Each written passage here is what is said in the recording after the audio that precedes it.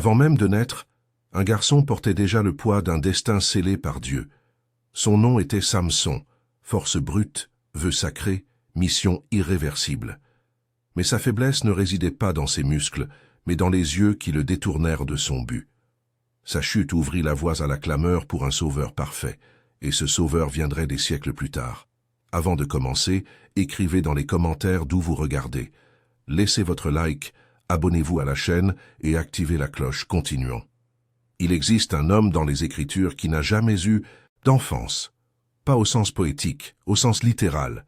Dès le moment où les cellules ont commencé à se diviser dans le ventre de sa mère, il portait déjà une mission, un code de conduite, un destin scellé. Alors que d'autres bébés naissent comme des pages blanches, celui-ci est né comme un contrat signé. Samson n'a pas eu la chance de choisir qui il serait. Dieu a choisi pour lui, avant même son premier soupir. Pour comprendre le poids de ce choix, vous devez revenir au décor. Israël était brisé. Pas par une catastrophe naturelle, pas par une plaie, par sa propre désobéissance. Le livre des Juges l'enregistre avec une précision chirurgicale. Les enfants d'Israël firent ce qui était mal aux yeux du Seigneur, et le Seigneur les livra entre les mains des Philistins pendant 40 ans. 40 ans. Une génération entière est née, a grandi et est morte sans connaître la liberté. Les enfants israélites apprenaient à marcher en sachant déjà baisser la tête quand un soldat philistin passait. Les Philistins n'étaient pas des amateurs. Ils contrôlaient 5 villes principales, Gaza, Ascalon, Ashdod, Gath et Écron, formant une pentapole militaire et commerciale qui étouffait Israël comme un carreau. Ils avaient une technologie supérieure. Ils maîtrisaient à le faire alors qu'Israël dépendait encore du bronze. Un Israélite qui voulait aiguiser sa houe ou sa hache devait descendre chez un forgeron philistin et payer le prix qu'il déterminait. C'était une humiliation calculée, une dépendance forcée. Au milieu de ce scénario d'oppression systématique, il y avait une ville appelée Tsoréa, dans la région qui appartenait à la tribu de Dan. Là vivait un homme appelé Manoach. Le texte biblique ne nous dit pas sa profession, son âge ou son apparence. Il ne nous dit qu'une chose sur sa famille. Sa femme était stérile et n'avait jamais enfanté. En hébreu, la construction est emphatique. Il n'y avait pas d'enfant. Il n'y avait pas d'héritier. Il n'y avait pas d'avenir visible. Vous devez mesurer ce que cela signifiait dans cette culture. Une femme stérile en Israël n'était pas seulement une femme sans enfant. C'était une femme sous suspicion. Les gens autour se demandaient quel péché elle avait commis, quelle malédiction elle portait. Le ventre fermé était interprété comme une porte fermée par Dieu. Et les portes fermées par Dieu, pensait-il, avaient une raison. L'épouse de Manoach, dont les Écritures n'enregistrent jamais. Le nom portait ce poids tous les jours. Chaque fête, chaque célébration de moisson, chaque naissance dans le voisinage était un rappel. Elle était celle qui ne pouvait pas. Alors quelque chose d'extraordinaire arrive. Elle est seule, probablement dans les champs, quand une figure apparaît devant elle. Le texte de Juge 13 décrit la scène avec une économie de mots, mais chargée de poids. L'ange du Seigneur apparut à cette femme. Pas à Manoach, pas au prêtre local, pas à un prophète reconnu. À elle, la stérile, la sans nom. Et la première chose que cet être céleste dit n'est pas une salutation conventionnelle. C'est un diagnostic suivi d'une promesse impossible. Il reconnaît sa condition, stérile, sans enfant, et annonce immédiatement qu'elle concevra et enfantera un fils, sans traitement, sans rituel, sans explication médicale. Juste la parole d'un messager qui clairement n'appartenait pas au monde commun. Mais la promesse venait avec des conditions, et ce n'étaient pas des conditions pour le fils, elles étaient pour elle. L'ange instruit la femme de ne boire ni vin ni boisson forte, et de ne manger aucune chose impure. Pensez à l'inversion ici. Normalement, le vœu de Naziréa, car c'est de cela qu'il s'agissait, était assumé volontairement par un individu adulte qui décidait de se consacrer à Dieu pour une période spécifique. La personne choisissait de se séparer. La personne renonçait à certaines choses. La personne faisait le vœu. Samson n'a fait aucun vœu. Le vœu a été fait sur lui, avant qu'il n'existe. La mère devait vivre comme un naziréen pour que le fils naisse comme un naziréen. La consécration commençait dans l'utérus. Il n'y avait pas un moment dans l'existence de Samson où il n'était pas sous cet appel. Du premier au dernier jour. L'ange continue et révèle le noyau de la mission. L'enfant serait naziréen de Dieu depuis le ventre jusqu'au jour de sa mort, et il commencerait à délivrer Israël de la main des Philistins. Observez le verbe « commencerait », ne terminerait pas, ne compléterait pas. Samson n'était pas le libérateur final, c'était le début d'un processus, un homme-signe pointant vers quelque chose de plus grand qui viendrait après. Les règles du naziréat étaient spécifiques et sont détaillées dans Nombre chapitre 6. 3 interdictions principales définissaient le vœu. Première, rien de dérivé de la vigne, du vin au raisin sec, du jus de raisin au vinaigre. Deuxième, aucun contact avec des cadavres, pas même de proches parents. Troisième, aucun rasoir ne pourrait toucher la tête, et les cheveux devraient pousser librement comme signe visible de la consécration. Les cheveux étaient la marque externe d'un engagement interne. C'était le drapeau hissé sur le propre corps. La femme court raconter à Manoach. Et ici, le texte révèle quelque chose sur le caractère de cet homme.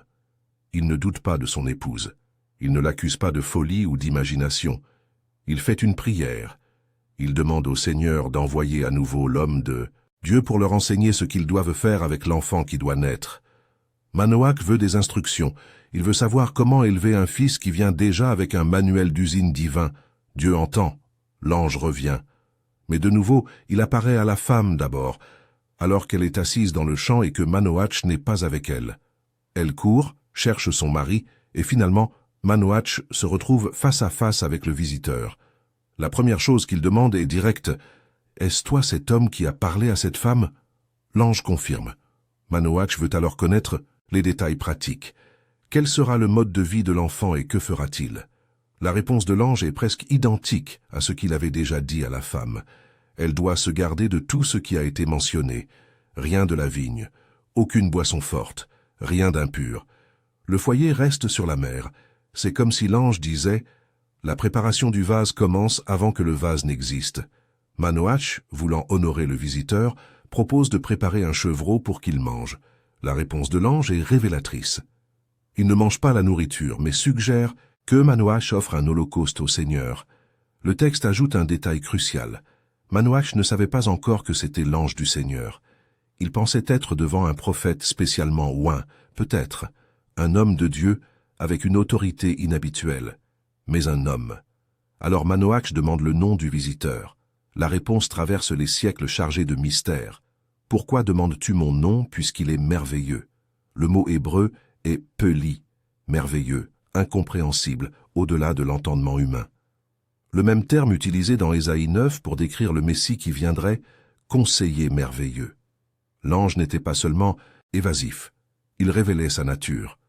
Son nom était trop grand pour être prononcé nonchalamment. Manoach prend le chevreau et l'offrande de céréales et l'offre sur un rocher au Seigneur. Et alors arrive quelque chose qui transforme un après-midi ordinaire en théophanie complète. Alors que la flamme monte de l'autel vers le ciel, l'ange du Seigneur monte dans la flamme, pas à côté, pas proche, dedans. Manoach et sa femme observent et tombent la face contre terre. Il n'y avait plus de doute sur la nature du visiteur. Celui-là n'était pas un prophète, celui-là n'était pas un homme de Dieu ordinaire. Celui-là était Dieu lui-même se manifestant sous forme visible. Manoach entre en panique. Certainement nous mourrons, parce que nous avons vu Dieu. Dans la théologie de l'Ancien Testament, voir Dieu face à face signifiait la mort certaine. Personne ne pouvait contempler la sainteté absolue et survivre. Mais l'épouse de Manoach, cette femme sans nom qui a reçu la visite 2 fois, démontre une clarté théologique remarquable. Si le Seigneur voulait nous tuer, argumente-t-elle, il n'aurait pas accepté l'Holocauste, il ne nous aurait pas montré toutes ces choses, il ne nous aurait pas promis un fils. La logique est impeccable. Dieu ne promet pas la bénédiction pour ensuite exécuter la malédiction. Le temps passe, la femme conçoit, le fils naît. Le nom choisi est Samson, en hébreu Shimshon, qui dérive du mot Shemesh, soleil, l'enfant soleil, celui qui apporterait la lumière à une nation plongée dans 40 ans d'obscurité philistine. Le symbolisme est évident, mais les soleils peuvent brûler en plus d'illuminer. Le texte de Juge 13 se termine par deux informations brèves mais denses. L'enfant grandit et le Seigneur le bénit, et l'Esprit du Seigneur commença à l'agiter dans le camp de Dan. Le mot hébreu pour « agiter » suggère des impulsions, des agitations internes, une inquiétude qui ne venait pas de l'intérieur mais d'en haut. Samson ne décidait pas quand agir. L'esprit le poussait.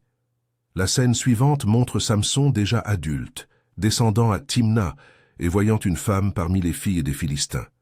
Il revient et dit à ses parents avec une objectivité déconcertante « J'ai vu une femme à Timna, des filles des Philistins. Prenez-la-moi pour femme. » Il n'y a pas de demande. Il y a un ordre. Le verbe est impératif. Les parents résistent. N'y a-t-il point de femme parmi les filles de tes frères et dans tout notre peuple, pour que tu ailles prendre une femme des Philistins incirconcis? La réponse de Samson révèle une obstination qui serait sa marque de fabrique. Prends-moi celle-ci, car elle plaît à mes yeux. Le critère est visuel, le désir est immédiat. Et le texte biblique ajoute une couche que les parents ignoraient. Cela venait du Seigneur, qui cherchait une occasion contre les Philistins. Dieu utilisait la passion de Samson comme appât pour un conflit plus grand. Le mariage était un piège divin déguisé en romance humaine. Sur le chemin de Timna, Samson passe par les vignes, détail significatif pour un Naziréen, et un jeune lion rugit contre lui. L'Esprit du Seigneur s'empare de Samson de manière puissante, et il déchire le lion comme on déchirerait un chevreau, à main nue, sans armes. Un lion adulte peut peser entre 180 et 250 kilos. Il possède des mâchoires capables d'exercer une pression de plus de 450 kilos par centimètre carré. Et Samson le déchire comme du papier. Il ne raconte rien à ses parents. Des jours plus tard, revenant pour prendre la femme, Samson sort du chemin pour voir le corps du lion. Et il trouve quelque chose d'inattendu. Un essaim d'abeilles avait fait une ruche dans la carcasse et il y avait du miel. Il prend le miel dans ses mains, mange en marchant, en donne à ses parents, et ils en mangent aussi. Mais il ne dit pas d'où cela venait. Voici la première violation claire. Un Naziréen ne pouvait pas toucher de cadavre. Samson n'a pas seulement touché. Il a tiré de la nourriture de l'intérieur de l'un d'eux. Le mariage a lieu. Samson fait un banquet. Le mot hébreu indique une célébration avec un boisson, possiblement une autre zone grise du vœu, et reçoit 30 compagnons philistins pour la fête de 7 jours. Alors il propose une énigme. De celui qui mange est sorti ce qui se mange, et du fort est sorti le doux. Le prix pour qui déchiffrerait serait 30 chemises de lin et 30 vêtements de fête. Le châtiment pour l'échec serait le même, mais dans la direction opposée. Les Philistins ne parviennent pas à résoudre. 3 jours passent, la pression augmente. Le 7e jour, il menace à la fiancée de Samson. « Persuade ton mari de nous déclarer l'énigme, pour que nous ne te brûlions pas, toi et la maison de ton père. » La menace est littérale. Feu, mort, destruction familiale complète. Elle pleure. Fait pression. Accuse Samson de ne pas l'aimer véritablement. 7 jours de larmes. 7 jours de manipulation émotionnelle. Le 7e jour, il cède. Raconte le secret. Elle le transmet immédiatement aux Philistins. Avant le coucher du soleil, les 30 hommes apparaissent avec la réponse « Quelle chose est plus douce que le miel, et quelle chose est plus forte que le lion ?»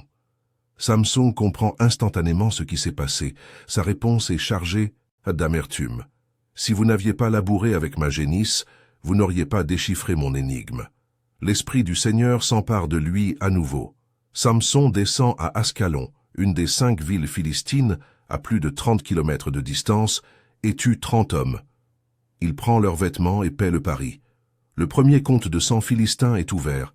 Il retourne à la maison de son père, brûlant de colère. Et la fiancée qu'il a tant voulu est donnée à son compagnon, celui qui avait été son ami durant la fête. La trahison complète le cycle. Le mariage que Dieu utiliserait comme occasion contre les Philistins a produit exactement cela. Une occasion. Quelque temps après, durant la moisson du blé, Samson décide de visiter son épouse en apportant un chevreau comme cadeau de réconciliation. Le beau-père l'empêche à la porte. Elle a été donnée à un autre. Mais il y a une sœur plus jeune, offre-t-il, plus belle même. Prends-la. La réponse de Samson n'est pas verbale, elle est zoologique. Il capture 300 renards. Le nombre est précis dans le texte hébreu, 300. Il les lie par paires, queue contre queue, place une torche, allumée entre chaque paire, et lâche les animaux dans les champs de blé des Philistins. Le feu se propage. Pas seulement le blé sur pied, les tas de gerbes déjà moissonnés, les oliviers, les vignobles. La destruction agricole est totale. Une économie entière brûlant parce qu'un homme a été trahi dans son mariage. Les Philistins découvrent la cause. Leur solution est d'accomplir la menace originale. Ils montent et brûlent la femme et son père. La fiancée qui a trahi Samson meurt exactement de la façon qu'elle a tenté d'éviter en le trahissant. Samson déclare que, puisqu'ils ont fait cela, ils se vengeraient, et seulement alors s'arrêteraient. La vengeance vient sous forme de massacre. Le texte dit qu'il les frappa d'une grande tuerie, jambes sur cuisses, expression qui suggère une violence extrême, un démembrement, un carnage complet. Ensuite, ils montent et habitent dans la caverne du rocher d'Étam. Les Philistins n'acceptent pas. Ils montent contre Juda avec une armée et se répandent à l'Échi. Le peuple de Juda, le propre peuple de Samson, est terrifié. 3000 hommes de Juda descendent à la caverne pour négocier, pas pour soutenir leur libérateur, pour le livrer. « Es-tu venu nous dominer ?» demande-t-il. « Qu'est-ce que tu nous as fait ?» La réponse de Samson révèle une solitude profonde. « Comme ils m'ont fait, ainsi je leur ai fait. » Les hommes de Juda veulent le lier et le livrer aux Philistins. Samson accepte, mais exige une promesse. Qu'eux-mêmes ne le tueront pas. Ils acceptent. Ils le lient avec 2 cordes neuves. Ils descendent pour la livraison. Quand les Philistins le voient, ils crient de triomphe. Et à ce moment, l'Esprit du Seigneur s'empare de lui à nouveau. Les cordes deviennent comme du lin brûlé par le feu. Les nœuds se dissolvent. Les mains deviennent libres. Samson trouve une mâchoire d'âne. Fraîche, encore avec de l'humidité, pas totalement décomposée, ce qui signifie un autre contact avec la mort, un autre glissement dans le vœu. Mais il n'y a pas de temps pour l'analyse théologique. Il y a bataille. Avec cette mâchoire, un os de peut-être 30 cm, courbe, avec des dents protubérantes, Samson tue 1000 hommes. Le texte répète pour souligner 1000 hommes. Lui-même compose une chanson sur l'exploit. Avec la mâchoire d'un âne, des monceaux sur des monceaux. Avec la mâchoire d'un âne, j'ai tué 1000 hommes. L'allitération en hébreu est délibérée. De la poésie au milieu du sang. Après la bataille, la soif manque de le tuer. Il crie au Seigneur, et quelque chose d'extraordinaire arrive. Dieu fend la cavité qui était dans la mâchoire, ou dans le rocher de l'Échi selon la traduction, et de l'eau jaillit. Samson boit. L'esprit revient. La source reçoit un nom. En Akoré, la source de celui qui crie. Le texte résume alors 20 ans en une phrase. Samson jugea Israël pendant 2 décennies. 20 ans comme juge. 20 ans de leadership. 20 ans que le texte biblique traverse dans un silence presque total. Ce que nous savons du Samson gouvernant n'est pratiquement rien. Ce que nous savons du Samson guerrier remplit des chapitres. Alors vient Gaza. Samson entre dans la ville philistine et visite une prostituée. La nouvelle se répand. Les hommes de Gaza encerclent le lieu, surveillent la porte de la ville toute la nuit, planifiant de le tuer à l'aube. Samson dort jusqu'à minuit, se lève et au lieu d'essayer de s'échapper discrètement, arrache les portes de la ville, les 2 battants, les 2 montants, le verrou, met tout sur ses épaules et charge en haut de la colline jusqu'au sommet d'un mont en face d'Hébron. Mesurez cela. Les portes d'une ville antique n'étaient pas des portes de maison. C'étaient des structures massives de bois renforcées de métal, conçues pour résister aux béliers de guerre. Elles pouvaient peser plus d'1 tonne. La distance de Gaza à Hébron est d'environ 60 km, même en considérant qu'il est monté seulement jusqu'à un mont proche qui regarde vers Hébron, ce sont quand même plusieurs kilomètres en portant ce qu'un camion moderne aurait du mal à transporter. Samson fait cela seul, dans le noir. Après avoir visité une prostituée. Le mélange de force surnaturelle et de faiblesse morale est déconcertant. C'est le modèle de Samson. Puissance divine opérant à travers des canaux humains fissurés. L'esprit n'a pas abandonné Samson à cause de la prostituée. Mais l'esprit n'a pas non plus transformé Samson en un homme de discipline. Et alors surgit elle, Dalila. Le texte la localise dans la vallée de Sorek, région frontalière entre Israël et la Philistie. Il ne dit pas si elle était israélite ou philistine. Il ne dit pas si elle était épouse, concubine ou amante. Il dit seulement que Samson l'aima. Et cet amour serait sa ruine. Les princes des Philistins, les 5 gouvernants des 5 villes principales, cherchent Dalila avec une proposition commerciale. Chacun offre 1100 pièces d'argent pour qu'elle découvre en quoi consiste la grande force de Samson et comment il pourrait le prendre. 5 princes, 1100 pièces chacun, totalisent 5500 pièces d'argent. Une fortune, suffisant pour acheter des terres, des serviteurs, une sécurité à vie. Dalila accepte. La première tentative est directe. Elle demande ouvertement « Déclare-moi en quoi consiste ta grande force et avec quoi tu pourrais être lié pour être dominé. » Samson ment. Il dit que 7 tendons frais qui n'ont jamais été séchés le rendraient de faible comme n'importe quel homme. Les Philistins fournissent les tendons. Elle le lie pendant qu'il dort. Des hommes sont cachés dans la chambre à côté. Dalila crie « Les Philistins sont sur toi, Samson !» Il se réveille, rompt les tendons comme des fils d'étoupe qui touchent le feu. Le secret reste caché. Deuxième tentative. Des cordes neuves qui n'ont jamais été utilisées. Samson donne cette réponse fausse. Dalila lie avec des cordes neuves. Philistin caché. Le cri, le réveil. Les cordes se rompent, comme des fils de ses bras. Troisième tentative. Samson élabore davantage le mensonge. Il dit que si elle tisse les 7 tresses de ses cheveux dans la trame d'un métier à tisser et les serre avec la cheville, il s'affaiblira. Elle fait exactement cela pendant qu'il dort. Le cri vient de nouveau. Samson se réveille et arrache la cheville avec toute la trame. 3 mensonges, 3 évasions, 3 avertissements clairs que cette femme essaie de le détruire. Et pourtant, il continue. Dalila augmente la pression. Tous les jours, le texte dit qu'elle le pressa par ses paroles et l'importuna, jusqu'à ce que son âme s'angoisse jusqu'à la mort. L'expression est forte. Angoisse mortelle, épuisement émotionnel complet. Samson, l'homme qui déchiquetait des lions, ne parvenait pas à résister à la persistance d'une femme déterminée. Il ouvre son cœur, raconte tout. Le rasoir n'est jamais monté sur ma tête, car je suis naziréen de Dieu depuis le ventre de ma mère. Si je suis rasé, ma force s'en ira, et je deviendrai faible comme n'importe quel autre homme. Dalila perçoit la différence. Cette fois, il n'invente pas. Elle envoie appeler les princes des Philistins. « Apportez l'argent, dit-elle.